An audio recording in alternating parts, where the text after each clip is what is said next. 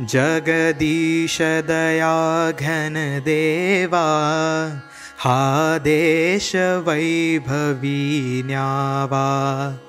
तू सुंदर मंगलमूर्ती, पुरवावी मनीची आरती। हे दीन धरावे हाती, तू सकळ सिद्धीचा ठेवा। हा देश वैभवी न्यावा। बलदाता तू मतिदाता, तू गणपती ऐक्य विधाता। भयहर्ता तू सुख करता, आम्हास समय्या पावा। हा देश वैभवी न्यावा। तू कलह सकळ हे मिटवी, तू प्रेम आम्हाला शिकवी।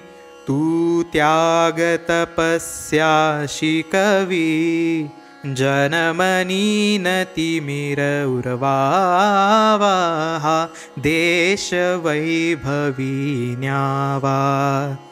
करू देत माय निज मुक्त, उठू देत सर्व सत्पुत्र।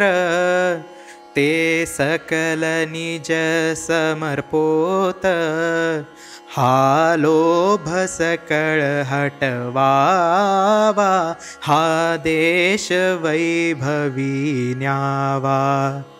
जरी होईल भारत मुक्त, तरी होईल जग सुख भरित।